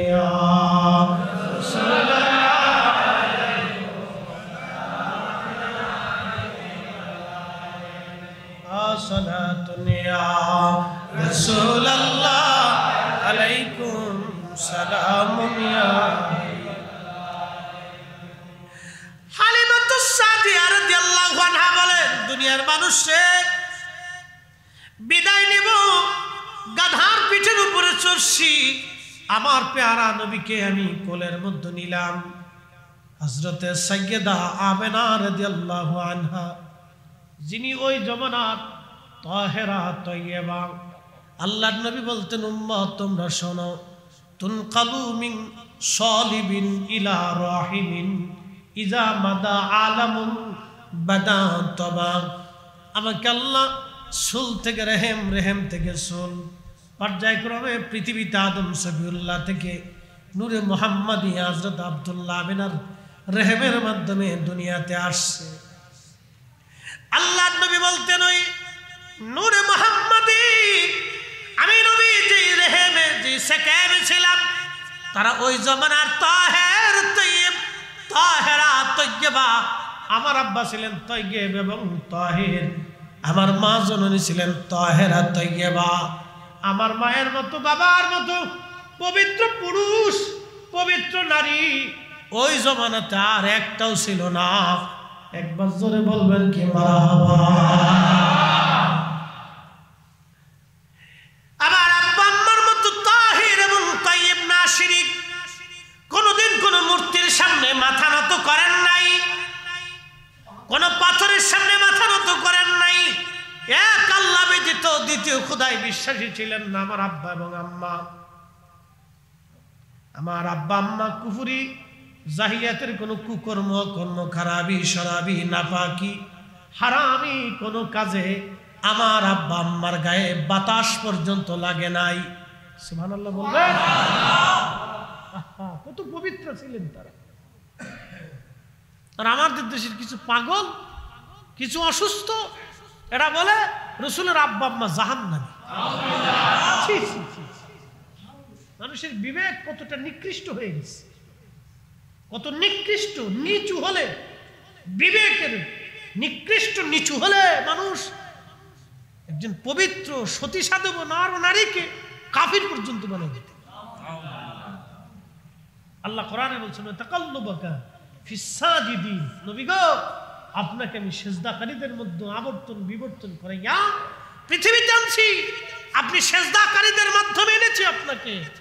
আপনি যেই রেহেমে সেকেমে ছিলেন, তারা কোনোদিন, কোনো সময়, কোনো মুহূর্তে কুফরি করে নাপাকি, সারাবি, হারামি, খারাপি, নিকৃষ্ট কোনো সোয়া, কোনো বাতাস তাদের শরীরে কখনো লাগে নাই। এত তাহির এবং তয়্যিব ছিলেন তার আব্বা, তাহের এবং তয়্যিবা ছিলেন নবীজির আম্মা।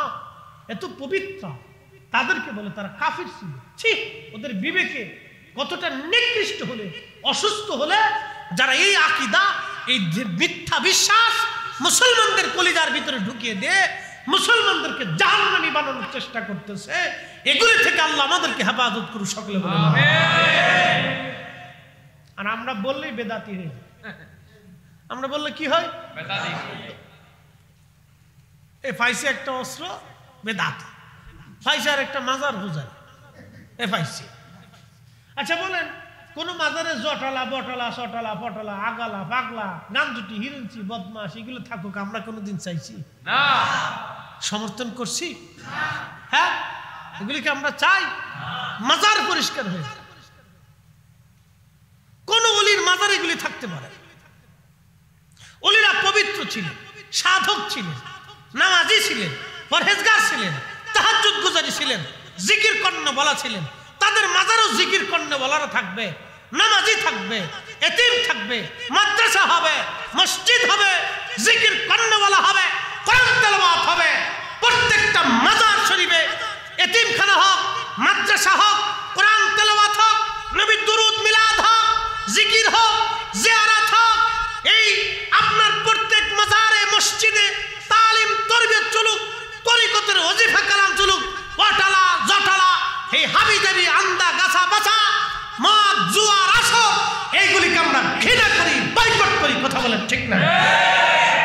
সুন্নি জামাতের সাথে এইগুলির কোনো সম্পর্ক নাই, কোনো সম্পর্ক, কোনো সম্পর্ক হতেই পারে। আমাদের দেশে একদল আছে মাজার ব্যবসা করে, বলে হুজুর সেটা কেমন? খান জাহান আলীর মাজারে চলে যায়। ওই বগুড়া একটা মাজার শরীফ আছে, একজন মহান আল্লাহর ওলি, তিনি যুদ্ধ করেছিলেন ওই দেশে, ইসলাম প্রচার করেছিলেন। আল্লাহু আকবার। বগুড়াতে সেই মুকামতলে এখনো তার মাজার আছে, চলে যান, যা দেখবেন আমজুটি গামজুটি এই কিছু মাজার ব্যবসায়ী গাঁজা ব্যবসা করে, এই নাহিল মহিলা পুরুষ আছে, এরা মানুষের কাছ থেকে টাকা নেয়। আমি এক মাজারে গেছি, যাওয়ার পরে বলতেছে হুজুর এই মাজারের উন্নয়ন কাজে 500 টাকা দিয়ে যান।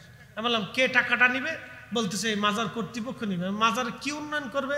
সব জায়গায় তো বিল্ডিং সিল্ডিং সবকিছু দেখি, কি হবে এখানে? কি কোনো এতিমখানা আছে? বলে না তা নাই। আমি বললাম কি কোনো গরিবখানা আছে? বলে তা নাই। তো তা না তাহলে তো আমি 500 টাকা দিয়ে কি করবো? চিন্তা করলাম দেখি করেটা কি। তো আমি 20 টাকা এক জায়গায় থুই আসছি।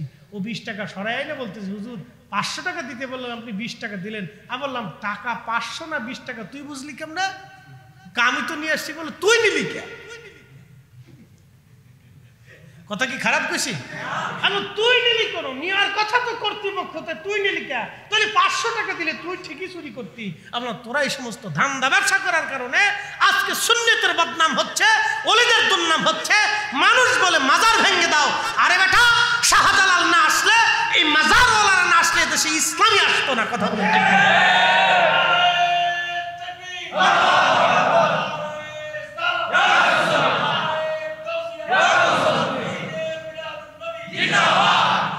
এই মাজার থেকে ওয়াটালা জটালা পটালা এই সমস্ত গাঞ্জুটি পাঞ্জুটি এগুলি সব স্রেফ বের করে দিয়ে, ফিটাইয়া বের করে দিয়ে মাজারকে পবিত্র করতে হবে। দিন ও মিল্লাত নিয়ে ফাজলিমি চলতেছে। 360 আউলিয়া দেশে ছিলেন আল্লাহর দিন প্রতিষ্ঠিত করার জন্য।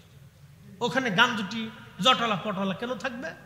যত গাঞ্জুটি জটালা পটালা সব লালন শাহ মাজারে পাঠাই দেয়, ওইখানে চলে যাবে।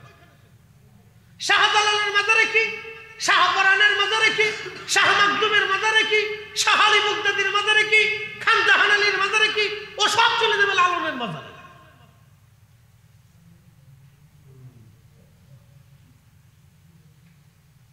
শোনেন, এই আমরা কথা বললে অনেকে ভাববে যে আমরা মানে উল্টা চলে গেছি। নেভার, কখনো। ওলিরা আসছিলেন দিন প্রতিষ্ঠিত করার জন্য, সুন্নিয়ত প্রতিষ্ঠিত করার জন্য। কথা বলেন ঠিক কিনা? আর এসেছিলেন এই কারণে আমরা স্রেফ তাদের মাজার সমূহকে পবিত্র দেখতে চাই। মাজারে মানুষ টাকা দিবে, মাজার শরীফকে কেন্দ্র করে মানুষ ওখানে হাদিয়া দিয়ে আসবে, ওখানে একটি এতিমখানা থাকতে হবে। কথা ঠিক কিনা? কারণ এতিমখানা কারা? এতিম দুস্থ বাচ্চারা ওখানে থাকবে। ওই অর্থ দিয়ে এতিমদেরকে লালন পালন করা হবে, ওই অর্থ দিয়ে দুস্থ গরিব মানুষের জন্য সেবা সুস্থতার ব্যবস্থা করা হোক। আমরা চাই এটা। তা না করে কি করে জানেন? সকরা করে খাদেম আছে, সকালে বিকেলে দুপুরে রাত্রে খাদেম গ্রুপ বসে। এই খাদেম গ্রুপ যা পায় পকেটে হান্দাই দিয়ে বাড়ি আলিশান বিল্ডিং বাড়ি গাড়ি সব করতেছে। সোরের দল কি কথা কর না? গরিবের হক এতিমের হক মাইরে দিয়ে সোরের দল বাড়ি বিল্ডিং করতেছে। ওরা দুর্নীতিবাজ, দরবেশের মতো আর একশো।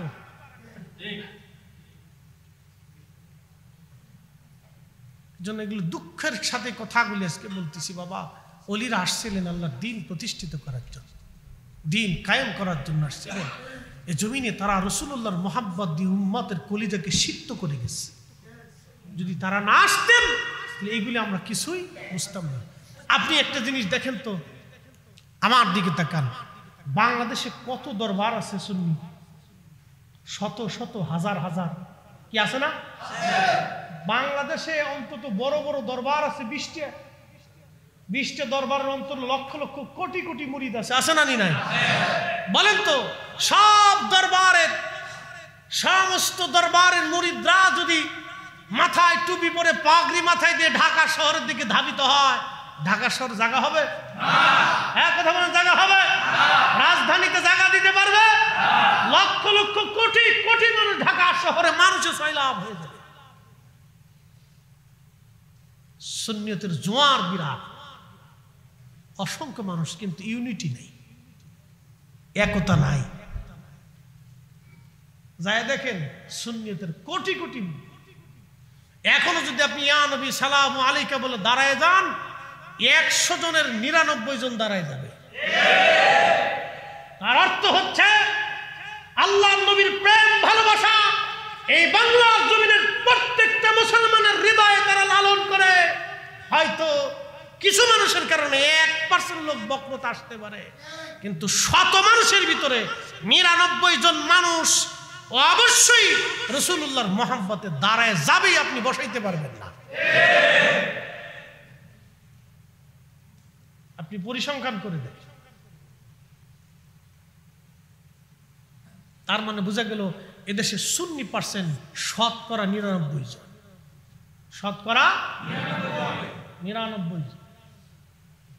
এই জাতি যদি একবার খেপে যা, ও ট্যাকেল দেওয়ার মতো কোন সরকার বাংলাদেশে নাই। কি কথা কন না কেন? কিন্তু আমরা প্রত্যেকটা মাজার শরীফকে একবার কলঙ্ক মুক্ত দেখতে চাই। কিছু মানুষের জন্য এত বড় ওলির কলঙ্ক হতে পারে, কি কথা ঠিক না? কিছু মানুষের এই কারণে কলঙ্ক হতে পারে না। হুট করে একজন যে সেজদায় পড়ে যাবে, ওর ওই আজাইরে ভক্তির জন্য এই এত বড় মাসলাকের দুর্নাম আমরা বহন করতে পারবো না, ঠিক কিনা? ভূত করে দিয়ে সেজদার মধ্যে পড়ে যাবা, তুমি আবেগ দেখাবো, আর তোমার এই আজাইরে আবেগের জন্য পুরা সুন্নি জামাত প্রশ্নবিদ্ধ হবে। এই সমস্ত আজাইরে জিনিস আমরা মাথায় করে গাড়ি ফিরে পূজারি আখ্যা নিয়ে আমরা রাস্তাঘাটে চলতে পারবো না, ঠিক কিনা? সুন্নি জামাত পবিত্র জিনিস, এটা পবিত্র মানহাজ, এটা পবিত্র তরিকা, এটা রাসূলুল্লাহর ইশকের তরিকা। এই ইশকে ফানা হইয়া, এই ইশকে জীবন দিয়া পৃথিবীর বড় বড় ওলিরা তারা দুনিয়াতে ইতিহাস রচনা করে গেছে, ঠিক কিনা? মায়ের রেহেমের ভিতরে আল্লাহ যখন আমরা রুহ দিছি, তখন আমাদেরকে 60টা জিনিস আল্লাহ লিপিবদ্ধ করে দিছে। হযরতে জিবরাইল আমিনকে আল্লাহর নবী ডাক দিয়ে বললেন, জিবরাইল 4টে জিনিস আমার বান্দার জন্য নিযুক্ত করে দাও। 1 নাম্বার, তুমি নিযুক্ত করবা বান্দার হায়াত, কতদিন সে পৃথিবীতে বেঁচে থাকবে।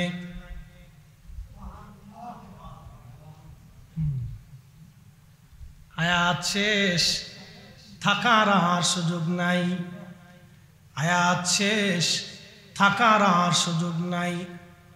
যদি সুযোগ নাই থাকে তাহলে আজকে থেকে চিন্তা, আল্লাহ আর নামাজ ছাড়ব না।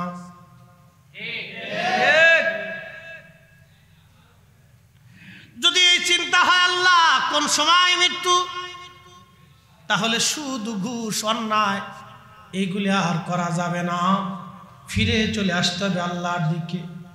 একদিন মাটির ভিতরে হবে ঘরে, মন আমার কেন বাঁধো দালান ঘর। কোরআন বলতেছে, কুল ইন্নাল মাউতাল্লাযী তাফিররুনা মিনহু ফাইন্নাহু মুলাকীকুম।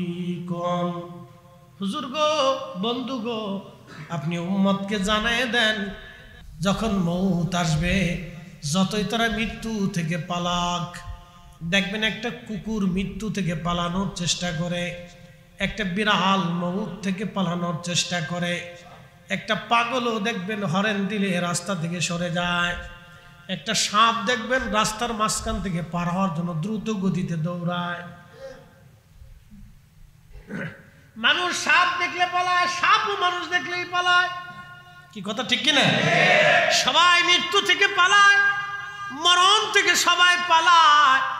আল্লাহ বলেন হুজুর মরণ থেকে তারা পালানোর চেষ্টা করে, কিন্তু বলে দেন ফাইন্নাহু মুলাকিকুম, এই মরণ তার সাথে মোলাকাত করবে, এই মৃত্যু থেকে সে পালাইতে পারবে না। অবশ্যই মৃত্যু আসবে। জিবরাইল তুমি আমার ওই বান্দার জন্য নিযুক্ত করে দাও কত সময় সে দুনিয়াতে বেঁচে থাকবে, কত বছর সে বেঁচে থাকবে, ওই সময় আল্লাহ নির্ধারিত করে দেয়। এই জন্য হায়াত থাকতে হায়াতের মর্ম বুঝে যেতে হবে, সময় থাকতেই আল্লাহর ইবাদত করে কবরে যেতে হবে, সময় থাকা সত্ত্বেও সত্যিই নবীর গোলামি করে কবরে যাওয়া বুদ্ধিমানের কাজ। এমন জীবন করিও গঠন হাসিবে তুমি কাঁদিবে ভুবন। ও বন্ধু এই সময়টা কাজে লাগাইতে হবে। আহা কত মানুষ কবরে চলে যায়, প্রতিনিয়ত কত মানুষ মারা যায়, কেউ ভাবেও না কিছু সময় পরে এসে মারা যাবে, কিছু সময় পরে সে মারা যাবে, এটা চিন্তা অনেকেই করে না। কিন্তু এটা চিন্তার বাহিরে, যে কোনো সময় মানুষ মারা যায়। আবার দেখবেন কবরে নেওয়ার সময় অনেকে হাসে, কবরে নামানোর সময় অনেকে গল্প গুজব করে, কবর থেকে নামাইয়া এসে অনেকে বিড়ি টানে, কবর থেকে নামাইয়া এসে অনেকে হাসাহাসি করে। মানুষ তখনও বুঝে না যারে কবরে নামানো হলো একদিন ওই কবরেই তাকেও নামানো হবে। জিবরাইল আমার বান্দার জন্য নিযুক্ত করে দাও কত সময় সে দুনিয়াতে বাঁচবে। 2 নম্বর আমার বান্দার জন্য নিযুক্ত করো সে কি পরিমাণে রিজিক খাবে। আমার দেশে যারা হাজার হাজার কোটি টাকা বিদেশে পাচার হলো, এই প্রায় বছরের পর বছর ধরে, কালকে খবরে দেখলাম 12 লক্ষ কোটি টাকা বিদেশে পাচার হয়ে গেছে। এটা গরিব মানুষে পাচার করে নেয়, আমার দেশের ধনীরা পাচার করছে। সে যেই দলই করুক সবাই ভালো, সবাই ভালো। কার দুর্নাম করব, কার সুনাম করব আমি জানি না। সবার ভিতরেই আছে অর্থের লোভ। প্রত্যেক প্রায় ধনী ব্যক্তিরাই, অসাধু লোকেরা আমার দেশের টাকা পাচার করলো, 1-2 জনে করে নাই। এই স্বাধীনতার পর থেকে এই পর্যন্ত 12 লক্ষ কোটি টাকা বিদেশে পাচার হয়ে গেল। 12 লক্ষ কোটি টাকা যদি এই দেশে সুষ্ঠু ব্যবহার হতো তাহলে আমার দেশ এরকম থাকতো না, আমার দেশটা সোনার দেশে পরিণত হয়ে যাইতো। যারা 12 লক্ষ কোটি টাকা বিদেশে পাচার করলো বাবারে, তারা কিন্তু সব টাকা খেয়ে পেট ভরে যেতে পারবে না। কারণ আল্লাহ বলছে জিবরাইল আমার বান্দার জন্য নিযুক্ত করো সে কি পরিমাণে খাবার খাবে, কি পরিমাণে খাবার খাবে, কি পরিমাণে সে খাবার খাবে। এই রিজিকটা আমাদের হাতে নাই, রবের দরবার থেকে এটা বাজেট হয়। এই রিজিক আমার হাতে নাই। এই জন্য আল্লাহ রসুল বলেন উম্মত যারা 5 ওয়াক্ত নামাজ ঠিক মতো আদায় করে আল্লাহ তাদেরকে অফুরন্ত রিজিকের ফায়সালা করে।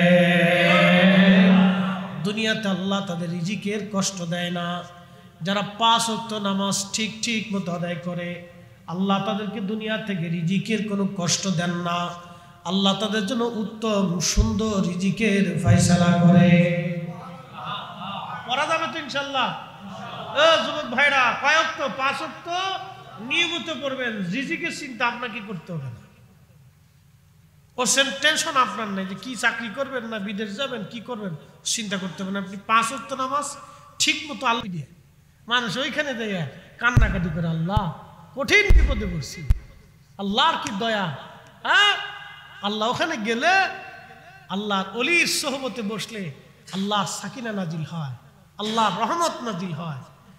আল্লাহ পাক রহমত অলির কারণে ও বান্দার দোয়াকে আল্লাহ মঞ্জুর করে নেয়। এই জন্য মানুষ ওইগুলিতে যায়। ফতোয়া যতই দেই ফিরবে না, কিন্তু এই জায়গাটাকে পরিশুদ্ধ করতে হবে। তো উপস্থিতি খুব মনোযোগ দেন। তো আল্লাহ রাব্বুল আলামিন আরেকটা জিনিস বান্দার জন্য নিযুক্ত করে দেন, সেটা হচ্ছে ইজ্জত। ইজ্জত, সম্মান আল্লাহ নিযুক্ত করে দেন। সে সম্মানিত হবে নাকি অসম্মানিত হবে, আল্লাহ পাক নিযুক্ত করে দেন। জিবরাইল, তুমি আমার বান্দার জন্য সম্মানকে নিযুক্ত করো, ইজ্জত। চতুর্থ নম্বর আল্লাহ নিযুক্ত করেন, সে জান্নাতি নাকি জাহান্নামী। আহা, এখানে হলো বিরাট মুসিবত। আল্লাহ রাসূল বলতেছেন, উম্মত রে, কেউ সারা জীবন ভালো আমল করার পরে লাস্টে বেঈমান হয়ে কবরে চলে যায়। আবার কেউ দেখা যায় সারা জীবনে এই ভালো আমল নাই, কিন্তু লাস্টে তওবা করিয়া আল্লাহ রাসূলকে, আল্লাহকে খুশি করে কবরে চলে যায়। আর একটু জোরে হবে না সুবহানাল্লাহ? তো রসুলের পক্ষে থাকে, এটা কিন্তু ভাগ্য। হালিমাতুস সাদিয়া কিন্তু কপাল জোরে নবীকে পাইছিল, ঠিক কিনা? নসিব জোরে, নসিব জোরে। তো আল্লাহ আমাদেরকে মজলিসে নিয়ে আসছে, আল্লাহ রসুলের প্রেমের মজলিস, এটা আমাদের ভাগ্য, এটা আমাদের বুলন্দ তকদির। কথা বলেন ঠিক কিনা? কি তকদির? বুলন্দ তকদির, তাকদীর আল্লাহ আমাদেরকে লিখে রাখছে। যার কারণে আমরা এই মজলিসগুলিতে আসি, মজলিসগুলি কায়েম করতে পারি, এই মজলিসগুলিতে বসতে পারি। এটা দামি মজলিস, অনেক দামি, অনেক দামি মজলিস। আল্লাহ তকদিরে লিখে রাখছে, তকদিরে লিখে রাখছে। হালিমাতুস সাদিয়া রাদিয়াল্লাহু আনহার কথা শেষ বলতেছি, মনোযোগ দেন। হালিমাতুস সাদিয়া বলেন, গাধার পিঠে চড়বো, হযরত আমেনা আসছে আমার কাছে, দাঁড়ায় বলে, হালিমা, তুমি জানো আমার এই সন্তানের শান কত? ও হালিমা, তুমি কাকে নিয়ে যাচ্ছ জানো? আমি আমার সন্তানকে বিদায় দিতে আসছি। শোনো, আমি আমেনা, আমি সন্তানকে পেটে ধারণ করছি, কিন্তু জানতাম না আমার পেটে এই সন্তান আছে। কে জানি রাত্রি স্বপ্নে এসে বলতো, আমেনা রে, তুমি অনেক ভাগ্যবতী, তোমার উদরে আখিরি নবী রাহমাতুল লিল আলামিন। আমি বুঝতাম না। আরে আমেনা, হালিমা, আমি জানতাম না আমার পেটের মধ্যে কোনো সন্তান আছে। যখনই সন্তান তখন স্বপ্নে আসতো, আমেনা রে, তার নাম রাখবা মোহাম্মদ, আসমানে তার নাম লেখা আছে আহমদ। সুবহানাল্লাহ বলা যাবে? আমেনা, তুমি বড় ভাগ্যবতী, তোমার উদরে আখিরি নবী। স্বপ্নগুলো আমি দেখতাম, ওরে হালিমা, আমার সন্তান কিন্তু নবী হবে, তাম পৃথিবী জোড়া তার খ্যাতি হবে, তাম দুনিয়াতে তার নাম ছড়িয়ে যাবে। হালিমা, নিয়ে যাচ্ছ বটে, আদর করবা, আমার সন্তানকে যত্ন করে রাখবারে হালিমা, কষ্ট দিও না হালিমা, নিজের যত্ন করে বড় করবা। হালিমা শোনো, আমার সন্তান যখন দুনিয়াতে আসছিল, তখন আমি নূর দেখেছিলাম। এই নূরের আলোতে আমি সিরিয়াতে যেই চলন্ত উট, এই উটের কুস পর্যন্ত, ঘাড় পর্যন্ত আমি দেখেছিলাম। কুসুরুস শাম, শামের রাজপ্রাসাদগুলি দেখেছিলাম।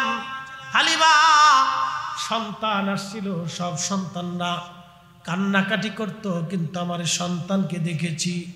দুনিয়াতে আসার সঙ্গে সঙ্গে সেজদার মধ্যে পড়ে একটা ডাক দিয়েছিল, ইয়া রাব্বি হাবলি উম্মতি, ইয়া রাব্বি হাবলি উম্মতি। আমার সন্তানকে এক মুষ্টি মাটি ধরে আসমানের দিকে তাকাইয়া আমি দেখেছি, বলছি, ইয়া রাব্বি হাবলি উম্মতি, আল্লাহ আমার উম্মত, আমার উম্মত, আমার উম্মত। চিৎকার করে বলেন আল্লাহু আকবার। হালিমারে, সন্তান নবী হবে, শুনে রাখো তুমি, আমার সন্তানের শান বিরাট। হালিমা, হালিমা বলতেছে, তখনই উট আবার দৌড়াইয়া কাবা শরীফের সামনে সেজদায় পড়ে গেল। আমার গাধা ছিল দুর্বল, সবল হয়ে গেল গাধাটা। আমার গাধা লাফাইতে লাগলো আনন্দে, লাফাইয়া লাফাইয়া চলতে লাগলো গাধা। 3 দিন পরে আসছিলাম মক্কায়, এখন এত দ্রুত গতিতে আমার উট গাধা চলতে লাগলো। 3 দিন পিছনে পড়া আমরার কাফেলা সবার আগে রওনা হয়ে চলে যাচ্ছিল। মহিলারা ডাক ডাকা, হালিমা রে, কি করে তুমি 3 দিন পরে গেলা, এখন আবার এত দ্রুত গতিতে চলে যাচ্ছ? তোমার উট গাধা না দুর্বল দেখেছি, তোমাকে না দুর্বল দেখেছি, তোমার চেহারা সবল কেন, উট আর গাধা সবল কেন? হালিমা, কি ব্যাপার?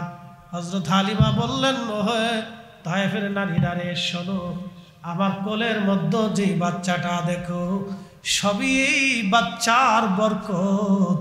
একবার জোরে বলবেন কি মারহাবা।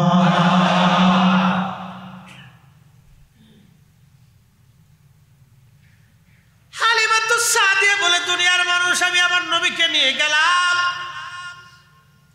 আমার ছাগল উটের পালগুলি খাবার খেয়ে চলে আসতো, পেট ভরে সন্ধ্যাবেলা চলে আসতো, আমার গাছে ফল হলো, জমিনে ফসল হলো, দুঃখ বেদনা সব গুছে গেল, কোনো অভাব আর আমার রইল না, আমার শুধু বরকত আর বরকত আসতে লাগলো, এত পরিমাণে বরকত হলো।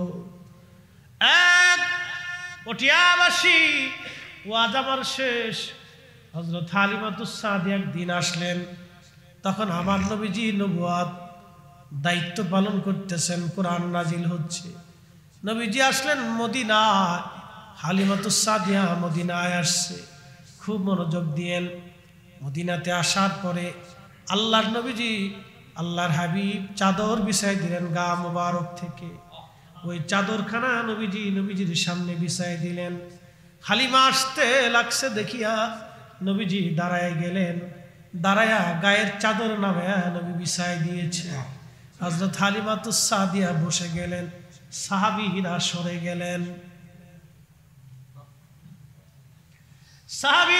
গেলেন, আল্লাহর নবী ওই চাদর মুবারকে হালিমা বসে গেলেন।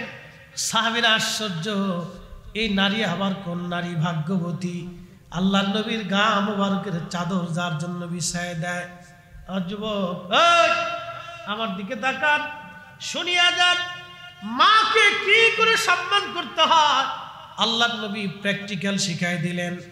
গায়ের চাদর কার চাদর জানেননি তিনি হাবিবুল্লাহ?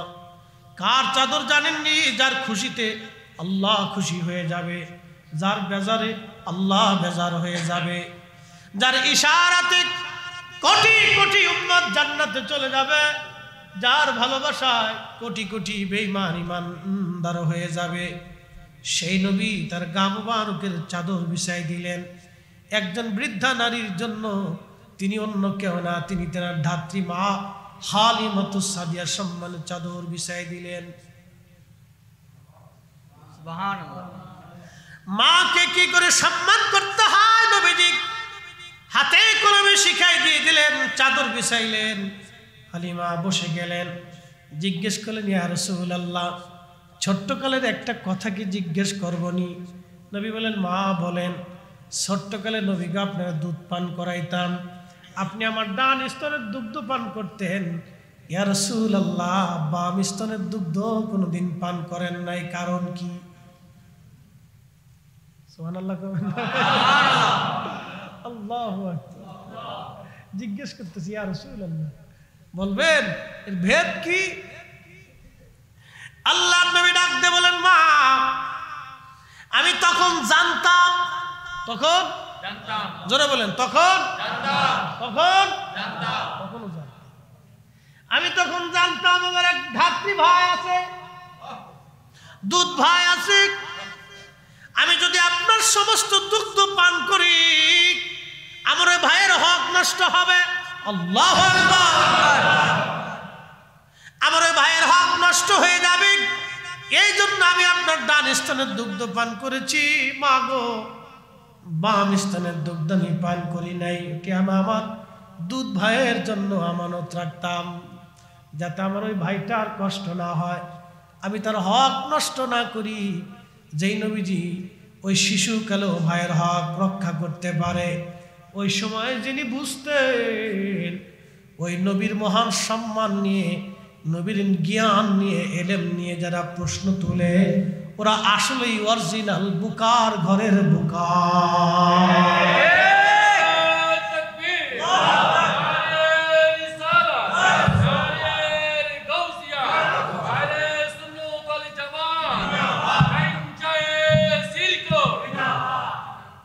কি বুঝলেন? ভাই ভাইয়ের আমানত কিভাবে রক্ষা করতে হয় এটাও নবীজি প্র্যাকটিক্যাল শিখিয়ে দিলেন। সুবহানাল্লাহ। মায়ের প্রতি কিভাবে সম্মান করতে হবে এটাও আল্লাহর নবী প্র্যাকটিক্যাল শিখিয়ে দিলেন। তো রাসূল করিমের মহান চরিত্র এটা অনেক দামি, এই জন্য সিরাত আমরা মেনে চলব। রাসূল করিমের পথ, নবীর সুন্নত দিয়ে মানতে হবে, পালন করতে হবে। এই যে আমানতকে রক্ষা করা, এটা কত বড় দামি কাজ যে ওই সময় আল্লাহর নবী আমানত রক্ষা করছে। খেয়ানত করেন, হক নষ্ট করেন। রাসূল বলতেছেন, মা আমি তখন জানতাম আমার একটা ভাই আছে, তা আমি যদি সবটুকুন দুধ খেয়ে ফেলি তো আমার ভাইয়ের হক নষ্ট হবে। আমি নবী ওই সময়ও আমার দুধ ভাইয়ের হককে রক্ষা করেছি। আল্লাহু আকবার।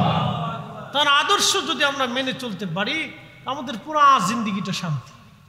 কথা ঠিক কিনা? পুরা জিন্দিগি শান্তি আর শান্তি, শান্তি আর শান্তি। প্রিয় উপস্থিতি, এগুলো আমাদেরকে মেনে চলতে হবে। লাকাদ কানা লাকুম ফি রাসূলিল্লাহি উসওয়াতুন হাসানাহ। চমৎকার আদর্শ রাসূলের জীবনে, এগুলো আমাদের জীবনে ধারণ করতে হবে, আমরা পালন করতে হবে। নবীর সুন্নতে নিজের জীবনকে রাঙ্গাতে হবে। আল্লাহ আমাদের প্রত্যেকের তৌফিক নসিব করুন, বলেন আমিন।